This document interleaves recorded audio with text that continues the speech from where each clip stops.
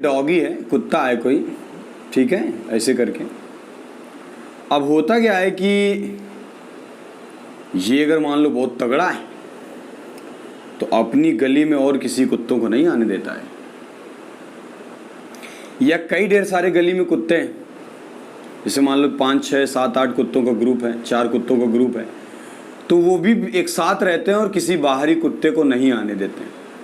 जैसे ही इनका मान लो कोई गली है, ये गली हो गई, इनका एक एरिया हो गया, ठीक है, तो अब ये बाहरी कोई भी कुत्ता आता है ना तो उस पर ये तुरंत झपट पड़ते हैं, दौड़ पड़ते हैं।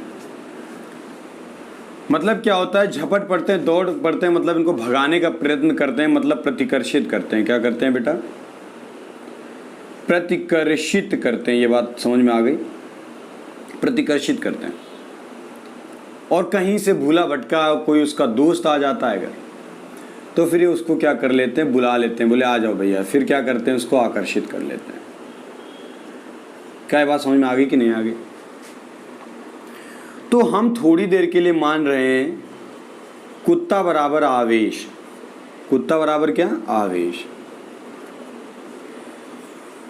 तो क्या होता है कि अगर हम कुत्ते की जगह पर ले ले आवेश, तो सेम वर्क आवेश का होता है कि अगर कोई यहाँ पर एक आवेश है तो उसके आसपास का एक एरिया बन जाता है, वो गली है, अपना गली का शेर बन गया कुत्ता, तो उसका एक एरिया बन जाता है। और ये जो एरिया बन गया है, अब ये क्या होता है कि अगर दूसरा कोई कुत्ता आता है, या मतलब दूसरा कोई आवेश आता है, तो उस आवेश को या तो ये आकर्षित कर लेता है अगर पहचान का है, और या तो जो है उसको प्रतिकर्षित कर देता है।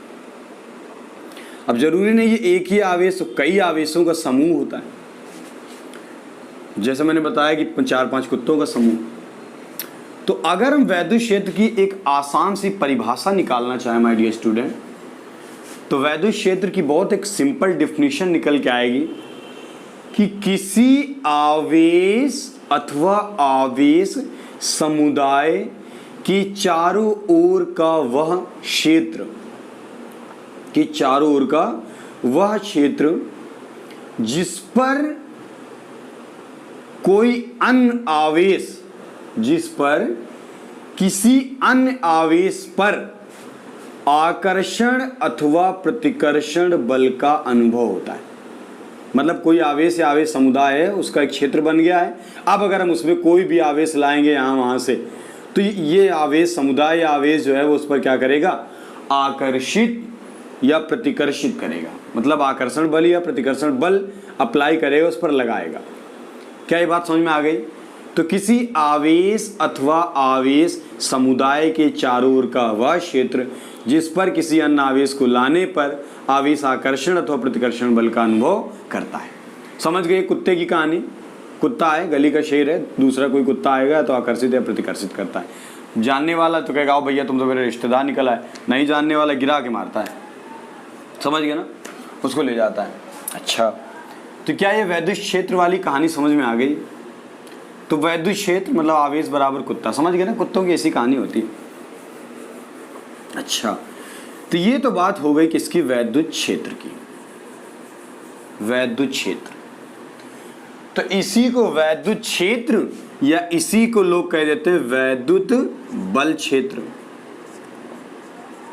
वैद्युत बल क्षेत्र, इसी को ये भी बोल दिया जाता है वैद्युत बल क्षेत्र, इलेक्ट्रिक फोर्स फील्ड। ठीक, तो ये वैद्युत बल क्षेत्र की बात आ गई। अब बात आती है वैद्युत क्षेत्र की तीव्रता। इसको इंग्लिश में हम लोग बोलेंगे intensity of electric field. Intensity of electric field, इसको हम लोग कैपिटल ई से रिप्रेजेंट करते हैं, या कहीं कहीं पर कैपिटल आई से इंटेंसिटी का आई ले लिया जाता है, इलेक्ट्रिक फील्ड का ई ले लिया जाता है। फिजिक्स में जो भी रिप्रेजेंटेशन होता है वो इंग्लिश के ही वर्ड को एक जो अगला वर्ड है उसी को ले लिया जाता है। तो इलेक्ट्रिक फील्ड का या तो ई ले लो या तो इंटेंसिटी का आई ले लो, तो वैद्युत क्षेत्र की तीव्रता को प्रदर्शित किया जाता है। इसे प्रदर्शन समझ में आ गया, आगे वाला शब्द ले लिया जाता है। जैसे लोगों का, जैसे मेरा नाम है रामकांत पांडे, मैंने शॉर्टकट में उसको क्या कर दिया, आर के पांडे। तो आर समझ गए ना, नाम का एक पहला वर्ड ले लिया आर, ऐसे ही इनको भी रिप्रेजेंट किया जाता है पहले शब्द से, ठीक। तो फार्मूला होता है E बराबर F/Q0। फिजिक्स की परिभाषाएं हम लोग ट्रिक से बनाना सीखेंगे, ट्रिक से बनाना सीखेंगे, ठीक है, याद रखिए बात। देखो जो नीचे वाला है ये परीक्षण आवेश, और इसको हम करे दे रहे हैं एकांक। क्या करे दे रहे हैं, एकांक मतलब एक अंक, मतलब 1। तो एकांक और ये है क्या, परीक्षण आवेश है। मैंने आपको उस दिन बताया था परीक्षण आवेश, ठीक। तो ये एकांक परीक्षण आवेश है, बात समझ में आ गई। तो ये एकांक परीक्षण आवेश हो गया। तो बड़ी सिंपल सी बात है कि वैद्युत क्षेत्र में, ध्यान से सुनेंगे, वैद्युत क्षेत्र में उपस्थित किसी एकांक परीक्षण आवेश पर, वैद्युत क्षेत्र में उपस्थित किसी एकांक परीक्षण आवेश पर लगने वाले बल को, देखो नीचे वाले को 1 कर दिया तो बल बराबर E। बड़ी सिंपल सी परिभाषा हम लोग ट्रिक से बना लेते हैं। तो वैद्युत क्षेत्र में, अब चूंकि वैद्युत क्षेत्र की बात हो रही, तो वैद्युत क्षेत्र में स्थित एकांक परीक्षण आवेश पर लगने वाला वैद्युत बल, लगने वाले वैद्युत बल को वैद्युत क्षेत्र की तीव्रता कहते हैं। वैद्युत क्षेत्र की तीव्रता कहते हैं। यह एक सदिश राशि है। कैसी राशि है, सदिश राशि। सदिश राशि, सदिश राशियों के ऊपर हम लोग वेक्टर बना लेते हैं। यहां पर बल भी सदिश राशि ऊपर वेक्टर बना देंगे। तो क्या है, वैद्युत क्षेत्र की तीव्रता एक सदिश राशि है, ठीक। तो समझ में आ गया, वैद्युत क्षेत्र में उपस्थित एकांक परीक्षण आवेश पर लगने वाले बल को वैद्युत क्षेत्र की तीव्रता कहते हैं। इसे कैपिटल ई से प्रदर्शित करते हैं। अच्छा, तो अब सर जी बताइए इसका मात्रक क्या होता है। किसी भी भौतिक राशि का तुरंत हम लोग पहले मात्रक निकालेंगे और विमा निकालेंगे। ये भौतिक विज्ञान का परम कर्तव्य है 12th के स्टूडेंट के लिए। ये आपको पूरी डिटेल में लिखना होता है। अगर आपसे एग्जाम में पूछा जाता है कि वैद्युत क्षेत्र की तीव्रता क्या है, 1 नंबर का या 2 नंबर का अगर क्वेश्चन आ रहा है, 1 नंबर का आता है वैसे, अगर आ रहा है तो पूरी आप डिफिनीशन लिखोगे, फॉर्मूला लिखोगे। और ये बेटा आपको नहीं बनाना होता है, आपको हम आपको समझाने के लिए बता रहे हैं। ये आप ऐसे नहीं लिख सकते हैं, ठीक है। आप नीचे लिख दो वेयर Q0 इज एक परीक्षण आवेश, ठीक है। एकांक तो हमने माना है ना। फिर नीचे लिखा जाता है डिटेल, वैद्युत क्षेत्र की तीव्रता एक सदिश राशि है। इसका मात्रक देखो, F हो गया बल, बल का मात्रक होता है न्यूटन, और Q0 है परीक्षण आवेश, आवेश का मात्रक होता है कूलाम। तो मात्रक क्या बन जाता है, न्यूटन बटे कूलाम, न्यूटन बटे कूलाम। ये मात्रक बन जाता है वैद्युत क्षेत्र की तीव्रता। एक एक बात समझेंगे। जो बात नहीं समझ में आती बेटा, आप मुझे कमेंट करके व्हाट्सएप पे ज़रूर बता दिया कर। कई बच्चों की डाउट जो व्हाट्सएप पे मुझे कर रहे हैं, मैं उनके डाउट्स क्लियर कर रहा हूँ। जिसको भी प्रॉब्लम हो बेटा वो कर सकता है, ठीक। तो इसका मात्रक होता है न्यूटन बटे कूलाम, या इसकी एक यूनिट और होती है, उसका नाम वोल्ट पर मीटर। इसके बारे में हम नेक्स्ट चैप्टर में पढ़ेंगे, जो आने वाले चैप्टर में। इसकी दूसरी यूनिट क्या है, दूसरा मात्रक है वोल्ट पर मीटर, वोल्ट बटे मीटर। ये क्या है, न्यूटन बटे कूलाम। अब इतनी चीज आ गई, तो अब हमें एक चीज और तुरंत पता कर लेनी होती है, विमा, डायमेंशन, विमा। ये हमारा परम कर्तव्य है, इतनी चीजें निकालना, विमा।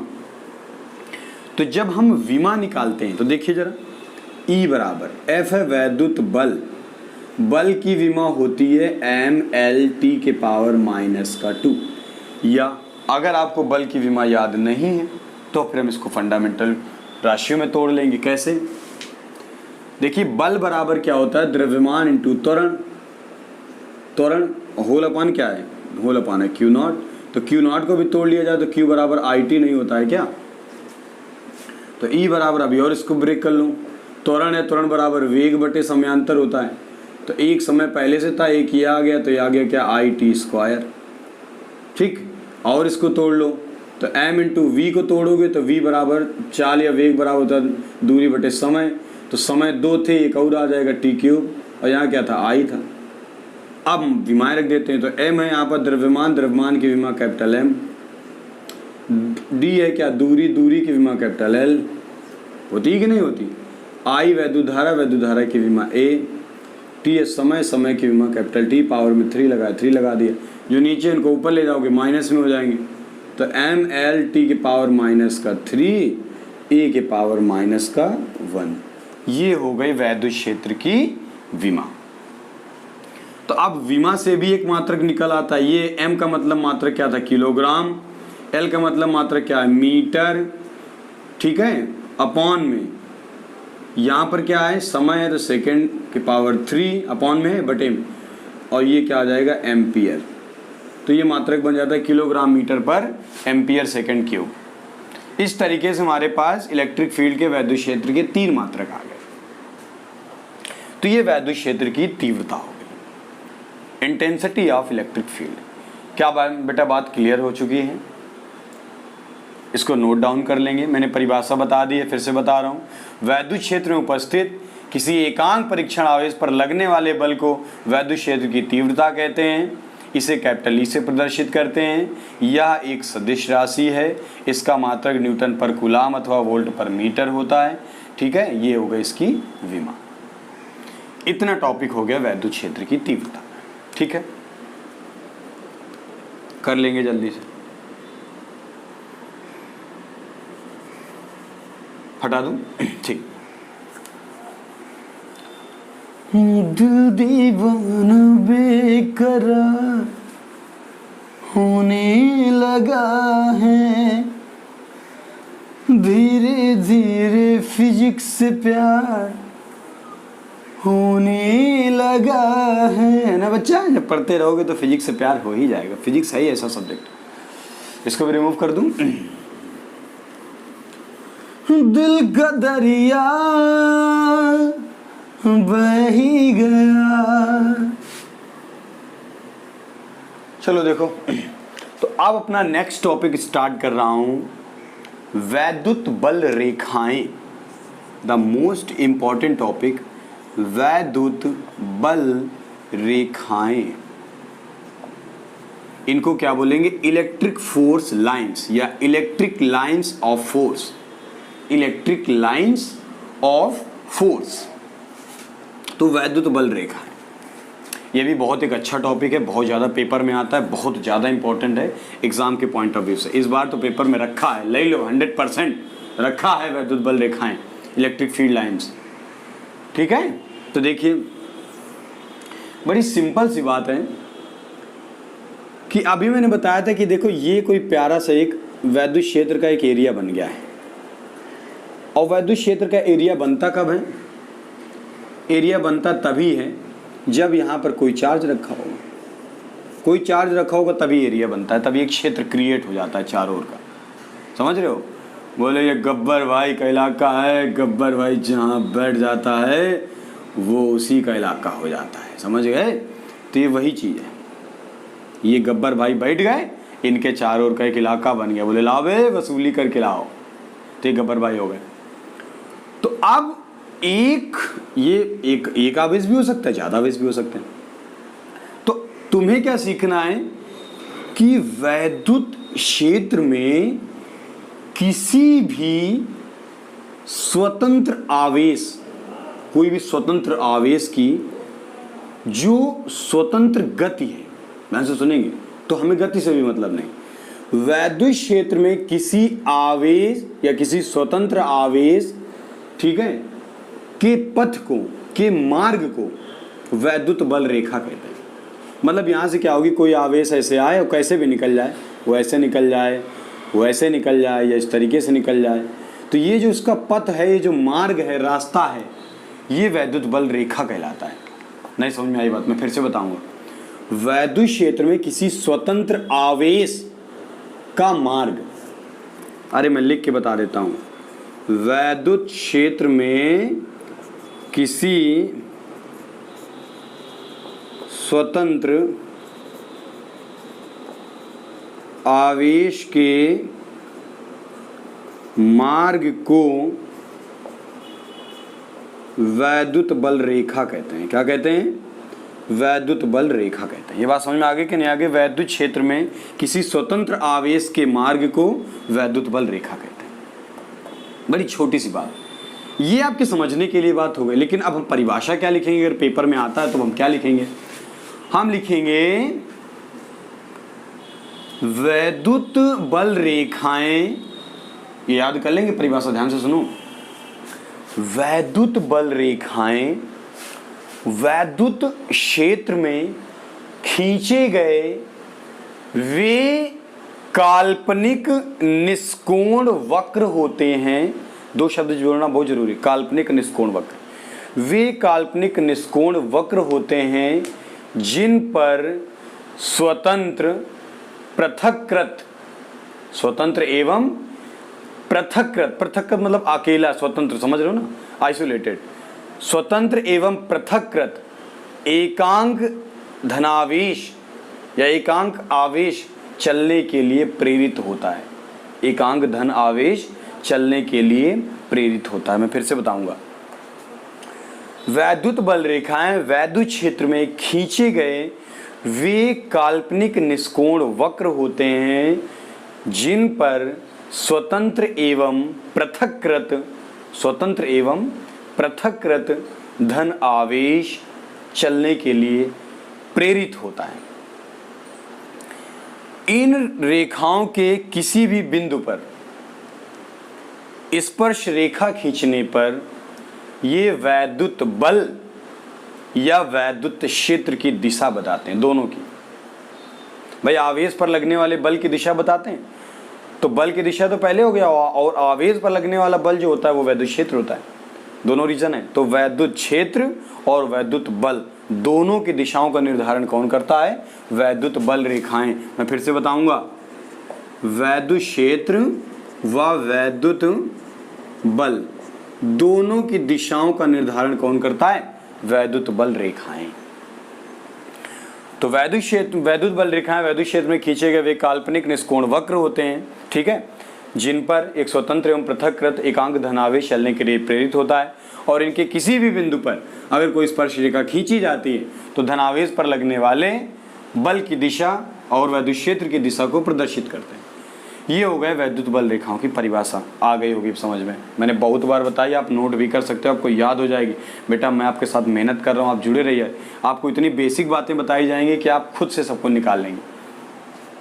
अच्छा, अब यहाँ पर एक चीज़ देखेंगे, इसको मैं हटा दे रहा हूँ। ये तेरी आँखें झुकी झुकी, ये तेरा चेहरा खिला खिला, बड़ी किस्मत वाला है वो, नाम तेरा जिसे मिला, ये तेरी विंचक। देखो, तो अब हम क्या करेंगे, देखो वैद्युत बल रेखाओं को जानते हैं क्या है। देखो ये एक धनावेश हो गया, जब ये कहीं पर रखा होता है तो ये क्या करता है कि इस तरीके से क्रिएशन बनाता है। ऐसे इससे क्या हो रहा होता है कि किरणें निकल रही होती हैं, ऐसे रेखाएं, किरणें कह रहे हैं, रेखाएं जो हो रही होती हैं वो निकल रही होती हैं। और यहीं कहीं पर अगर वो निगेटिव जो चार्ज रखा होता है, दुनिया की बात बता रहा हूँ, कहीं पर भी हो रहा होता है, ये उन रेखाओं को कहीं ना कहीं से एब्जॉर्ब कर रहा होता है। बात समझ में आ रही कि नहीं? ये एब्जॉर्ब कर रहा होता है, ये निकाल रहा होता है किरणों को, ये एब्जॉर्ब कर रहा होता है। इसका मतलब ये हो गया कि वैद्युत बल रेखाएं सदैव पॉजिटिव सिरे से निकलती हैं और कहाँ पर घुस जाती हैं? प्रवेश कर जाती हैं निगेटिव सिरे पर। बात समझ में आ रही? अच्छा, अब देखो जरा, तो अल्टीमेटली मैटर ये हुआ, आपका मैटर क्या हुआ देखेंगे। अगर ये है आपका कहीं पर प्लस आवेश और ये है कहीं पर माइनस आवेश, ठीक है, तो जो वैद्युत बल रेखाएं हैं वो ऐसे घुसेंगी, ऐसे निकलेंगी, प्लस सिरे से निकलेंगी, माइनस सिरे में प्रवेश कर जाएंगे। बोले खरबूजा घर आया ओ राम जी, मेरा खरबूजा घर आया ओ राम। खरबूजा लग रहा है ना बच्चों? ये देखो, ये हमारा फिगर बन गया वैद्युत बल रेखाओं का। तो देखो एक चीज, पहली बात क्या है कि ये प्लस सिरे से निकल रही हैं और माइनस सिरे में प्रवेश कर रही हैं। पहला पॉइंट, इससे निकल रही हैं, इसमें प्रवेश कर रही हैं, ध्यान से समझना। दूसरा पॉइंट देखो, ये काट नहीं रही बिल्कुल भी, मतलब वैद्युत बल रेखाएं। अब ये हम पढ़ रहे हैं क्या, वैद्युत बल रेखाओं के गुण, प्रॉपर्टी। तो पहली बात, वैद्युत बल रेखाएं धन सिरे से निकलती है, ऋण सिरे में प्रवेश कर जाती है। दूसरी बात, दो वैद्युत बल रेखाएं कभी भी एक दूसरे को आपस में नहीं काट सकती, क्योंकि जैसे ही काट देती हैं तो अब क्या होता है कि कटान बिंदु पर दो स्पर्श रेखाएं खींची जाती हैं। इसका मतलब है कि वैद्युत बल या वैद्युत क्षेत्र की दो दिशाएं होंगी, जो कि असंभव है। हम फोर्स एक ही तरफ लगा सकते हैं ऐसे। अब अगर इधर लगा रहे तो बल आगे जाएगा, वैसे थोड़ी कि लगा इधर नहीं चला जाए, है ना। बोर्ड को मारे घुसा तो वह पता लगे मार इसे रहे, वो चला जाए इसे, ऐसा होता है क्या। तो ये बात है। तो दो वैद्युत बल रेखाएं कभी भी एक दूसरे को नहीं काट सकती हैं। अगर ऐसा हुआ तो कटान बिंदु पर दो स्पर्शियां खींची जाएंगी, जिससे, ये लिखने वाली बातें हैं जो पेपर में लिखना है, जिससे, समझ में आ रही, दो स्पर्शियां खींचे जिससे वैद्युत क्षेत्र या वैद्युत बल की दो दिशाएं होंगी, जो कि असंभव है। ये दूसरा पॉइंट हो गया, मतलब कभी नहीं कट करेंगे, नो, कभी कट नहीं करेंगे दो रेखाएं, ठीक। ये दूसरी प्रॉपर्टी हो गई। आ रही बात समझ में। तीसरी प्रॉपर्टी है कि वैद्युत बल रेखाएं खुले या बंद वक्र के अकॉर्डिंग होती हैं, खुले या बंद वक्र के अकॉर्डिंग, मतलब खुले भी हो सकती हैं और बंद वक्र के भी रूप में हो सकती हैं। तो वैद्युत बल रेखाएं खुले या बंद वक्र के रूप में हो सकती हैं, ठीक है। तो ओपन मतलब खुला या बंद वक्र, खुले या बंद वक्र के रूप में हो सकती हैं। चौथा पॉइंट है कि जो समांतर बल रेखाएं हैं, ध्यान से सुनेंगे, समांतर बल रेखाएं, समांतर बल रेखाएं जो हैं वो एक समान वैद्युत क्षेत्र को प्रदर्शित करेंगी। जो समांतर बल रेखाएं वो एक समान वैद्युत क्षेत्र को प्रदर्शित करेंगी, और जो असमांतर हैं, पैरेलल, तो अब जो पैरेलल नहीं है, असमांतर बल रेखाएं जो हैं, तो असमांतर बल रेखाएं सदैव असमान वैद्युत क्षेत्र को प्रदर्शित करेंगे। किसको? असमान वैद्युत क्षेत्र को। बात नोट कर लिया जाए तो ये चार आपको प्रॉपर्टी बता दी गई है, ठीक है बेटा। बहुत ही खास इनके गुण थे ये। आगे होंगे समझ में बातें, हटा दूं इसको जल्दी से, पढ़ते जाओ बेटा, बहुत मेहनत की जा रही है आपके सामने।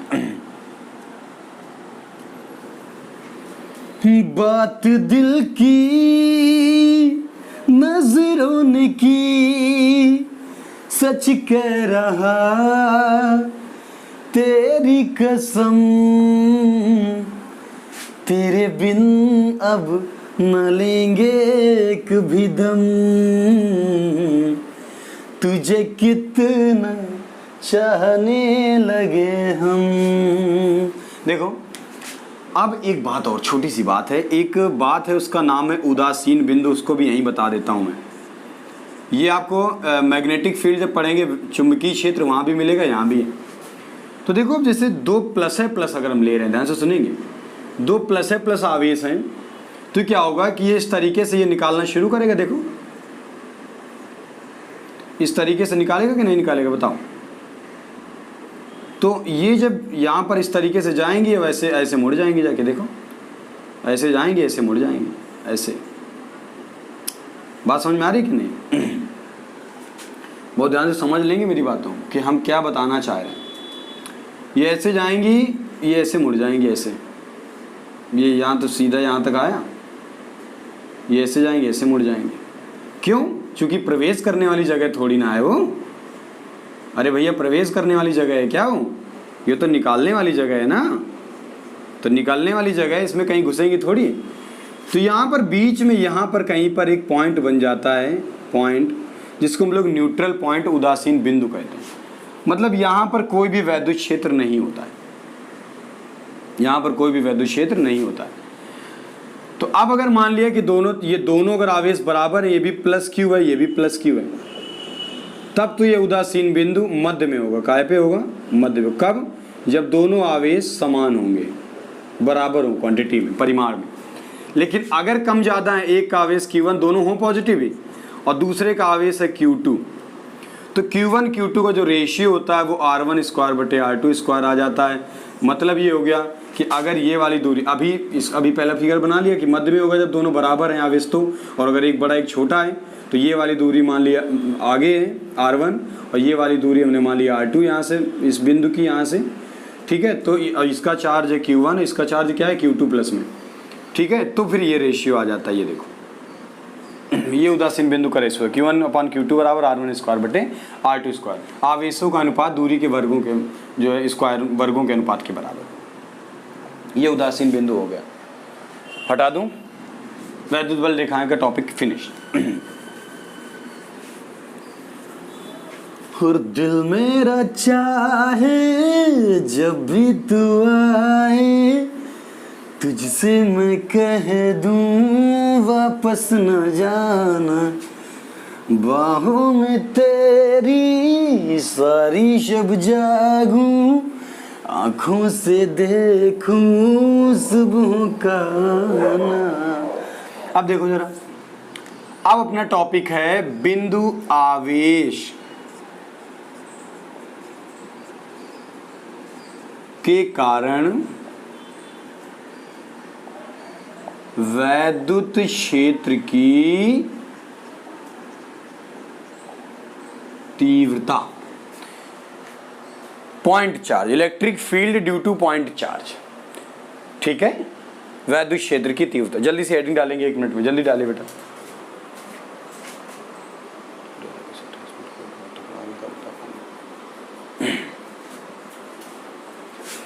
ठीक, बहुत आसान सा समझ लेंगे। देखो ये O पॉइंट है, क्या है O पॉइंट ये, और यहाँ पर कोई बिंदु आवेश प्लस Q रखा है, ठीक। तो अब जब आवेश रखा है तो उसके चारों ओर का एक क्षेत्र बन गया वैद्युत क्षेत्र, ये वैद्युत क्षेत्र हो गया। यहाँ से कुछ दूरी पर, सपोज किया R दूरी पर एक पॉइंट है P, क्या पॉइंट है P, यहाँ पर कोई दूसरा जो है चार्ज रखा है प्लस Q नॉट, तो ये परीक्षण आवेश है। अब दोनों परीक्षण धन आवेश है। अब दोनों कैसे हैं, पॉजिटिव पॉजिटिव चार्ज हैं, ठीक है। ये ज़्यादा है तो बल की दिशा इस तरफ हो जाएगी, ये बल की दिशा हो गई फोर्स, ठीक है, बल लग जाएगा यहाँ पर। तो ये हो गया क्या, पॉइंट P, ये हो गया पॉइंट P, ऐसे ये पॉइंट हो। तो बहुत आसान है, एकदम क्लियर, एकदम एक लाइन का, बिल्कुल समझ में आ जाएगा। माना कोई बिंदु आवेश, ये प्लस Q क्या है, ये बिंदु आवेश है, ये क्या है, बिंदु आवेश है। माना कोई बिंदु आवेश के परावैद्युतांक माध्यम पर बिंदु O पर स्थित है, जिससे उत्पन्न वैद्युत क्षेत्र में एक बिंदु P है, बिंदु P है जिस पर एक परीक्षण आवेश रखा गया है, जिस पर एक परीक्षण आवेश रखा गया है, तथा बिंदु P पर वैद्युत क्षेत्र की तीव्रता ज्ञात करनी। अतः बिंदु आवेश प्लस Q द्वारा परीक्षण आवेश Q नॉट पर आरोपित बल, भाई बल लगा रहा है ना, बड़ी सिंपल परिभाषा मैंने क्या बता दी। माने कोई बिंदु आवेश प्लस Q, ठीक है, के परावैद्युतांक माध्यम पर बिंदु O पर स्थित है। फिगर से ही परिभाषा हम लोग बनाएंगे, याद करेंगे। माना क्या लिखा, माना कोई बिंदु आवेश के परावैद्युतांक माध्यम में बिंदु O पर स्थित है, जिससे उत्पन्न वैद्युत क्षेत्र में एक बिंदु P है जिस पर परीक्षण आवेश को रखा गया है, तथा बिंदु P पर वैद्युत क्षेत्र की तीव्रता ज्ञात करनी है। बस इतनी सी बात है। पर नीचे लिख लेंगे, अतः प्लस Q मतलब बिंदु आवेश द्वारा परीक्षण आवेश पर आरोपित बल। F बराबर क्या हो जाएगा formula, 1/4 pi epsilon not K, चूंकि माध्यम माने ले रहे हैं ना K, ठीक है। और यहाँ क्या आ जाएगा, Q इंटू Q नॉट, ठीक है, अपॉन डिस्टेंस है यार तो R स्क्वायर। बात समझ में नहीं आई। और अभी मैंने आपको चूंकि फार्मूला बताया, E बराबर क्या है, F/Q नॉट, बताया कि नहीं बताया, बोलो यार। तो E बराबर F का फार्मूला रख दिया 1/4 pi epsilon not K, Q into Q not upon R square, और नीचे क्या है, Q नॉट है कि नहीं। तो Q नॉट से Q नॉट खत्म हो गया, तो E की वैल्यू क्या आ गई, बोलो बेटा। E की वैल्यू आ गई 1/4 pi epsilon not K Q upon R square.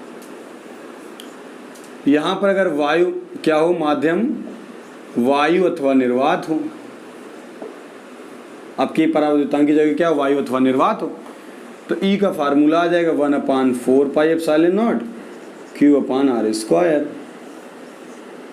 इसकी अगर न्यूमेरिक वैल्यू रख दोगे 9 × 10⁹ Q/r², ये माना गया, ये फार्मूले आ गए आपके। इतनी सी बात है, जल्दी से नोट कर लो। परिभाषा में फिर से बता दे रहा हूँ। माना कोई बिंदु आवेश के परावैद्युतांक माध्यम में बिंदु O पर स्थित है, जिससे उत्पन्न वैद्युत क्षेत्र में एक बिंदु P है। बिंदु P पर परीक्षण आवेश Q0 रखा गया है तथा बिंदु P पर वैद्युत क्षेत्र की तीव्रता ज्ञात करनी। अतः बिंदु आवेश द्वारा परीक्षण आवेश पर आरोपित बल हो गई। कुछ है क्या यार, बिल्कुल हलवा तो है, गाजर वाला हलवा एकदम चबा के रख दो, हैं? हटा दो।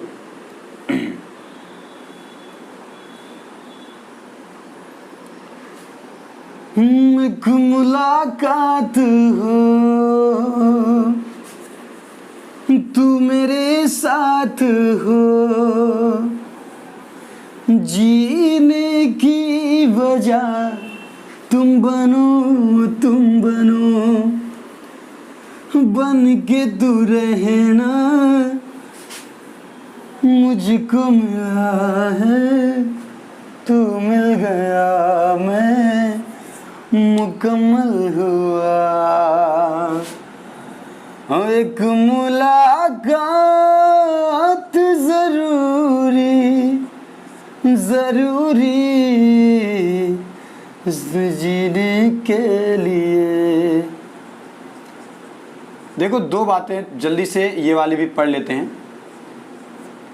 वैद्युत द्विध्रुव क्या है और वैद्युत द्विध्रुव आघूर्ण क्या है। इंग्लिश में इसको बोलेंगे इलेक्ट्रिक डाइपोल। क्या बोलेंगे? Electric dipole. तो व्हाट इज इलेक्ट्रिक डाइपोल? वैद्युत द्विध्रुव क्या है?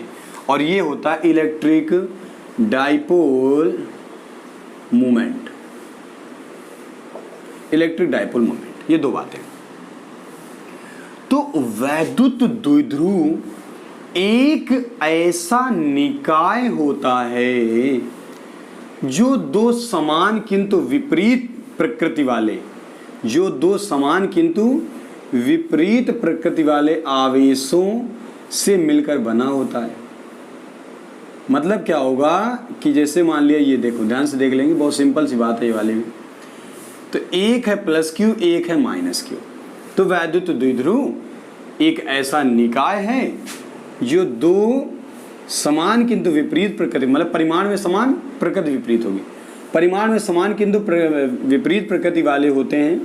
ठीक है, तो वैद्युत द्विध्रुव वह निकाय है जो दो समान किंतु विपरीत प्रकृति वाले आवेशों से मिलकर बना होता है, जिनके बीच की अल्प दूरी 2l होती है, या जो अल्प दूरी पर स्थित होते हैं। अल्प दूरी बोला जाता है, मतलब छोटी दूरी, अल्प दूरी, जो अल्प दूरी पर स्थित होते हैं। फिर से सुनिए परिभाषा। वैद्युत द्विध्रुव वह निकाय होता है जो दो समान किंतु विपरीत प्रकृति वाले आवेशों से मिलकर बना होता है, जो अल्प दूरी पर स्थित होते हैं। ये वैद्युत द्विध्रुव हो गया। उदाहरण के लिए तमाम उदाहरण है। HCl ले लो, हाइड्रोक्लोरिक, HBr ले लो, HI ले लो, H2O ले लो, है ना, H2O ले लो, सब्जी ले लो। हम कोई सब्जी बेचने वाले लगे ना तुमको, हैं? सब्जी बेचने वाले कह रहे हैं। तो बात समझ में आ रही है ना? HCl, H2O, HBr, ठीक है। इसके बाद जितने भी CH4 ले लो, ठीक है, लौकी ले लो, कदुआ ले लो। तो ये सब क्या होते हैं? वैद्युत द्विध्रुव होते हैं। जैसे अगर हम HCl की बात करें तो H जो है प्लस आयन होता है और Cl जो है माइनस आयन होता है, और इनके जो बीच की डिस्टेंस होती है वो 0.1 एंगस्ट्रॉन्ग होती है। कितनी? 0.1 एंगस्ट्रॉन्ग होती है वैद्युत द्विध्रुव की। ठीक है, तो ये उदाहरण में ये लिख दिए जाते हैं, HCl, HBr, HI, H2O, CH4, ठीक है, ये सब सारे आ जाते हैं। अब बात आती है वैद्युत द्विध्रुव आघूर्ण क्या है। तो देखो हम फार्मूले से रट्टा नहीं मारेंगे, फार्मूले से याद करेंगे, बिल्कुल सिंपल सी बात। स्मॉल छोटा वाला पी ले लेंगे और दोनों आवेशों में से कोई भी एक आवेश, चूंकि प्रकृति विपरीत है, परिमाण समान है, तो कोई एक आवेश ले लिया, ठीक है, और उनके बीच की अल्प दूरी 2l ले ली।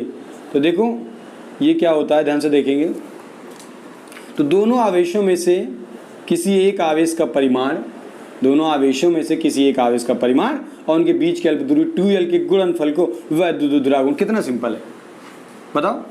दोनों आवेशों में से एक आवेश और उनके बीच की अल्प दूरी 2l के गुणनफल को वैद्युत द्विध्रुव आघूर्ण कहते हैं। इसे स्मॉल p से प्रदर्शित करते हैं।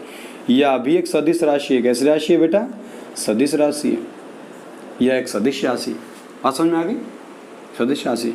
अब इसकी अगर मात्रक और विमा की बात करें तो मात्रक देख लो। मात्रक कूलाम, आवेश का मात्रक क्या होता है? कूलाम। तो ये हो गया कूलाम। और 2l दूरी है, दूरी का मात्रक क्या होता है? मीटर। तो मात्रक क्या बन गया? Coulomb metre. कूलाम मीटर मात्रक बन गया। अब बात आती है विमा की। काय की बात आती है? विमा डायमेंशन। तो अगर विमा की बात करेंगे तो Q बराबर होता है IT। IT मतलब I वैद्युत धारा, वैद्युत धारा की विमा A और T की विमा T। होती कि नहीं होती? बोलो यार। अरे भाई P बराबर जब पढ़ेंगे तो ये हो जाएगा I2 into L, IT into L। I की विमा वैद्युत धारा A है, ठीक। T समय, समय की विमा कैपिटल T इंटू L दूरी है, दूरी की विमा ये। तो कुल मिला के इसको सजा के रख देंगे तो कितना प्यारा नाम लिख के आ जाएगा, लता मंगेशकर जी। तो बताओ नहीं याद हो जाएगा आपको? वैद्युत द्विध्रुव की जो आघूर्ण की जो विमा है वो लता जी है, स्वयं सिंगर, गायक। बता समझ में आएंगे? ओ राम जी बड़ा दुख देना, लता जी का गाना। तो वैद्युत द्विध्रुव आघूर्ण लता हो गई विमा। अब एक बात और यहाँ पर छोटी सी बस और कर लेते हैं, दिशा। वैद्युत द्विध्रुव आघूर्ण की दिशा क्या होगी? दिशाएं।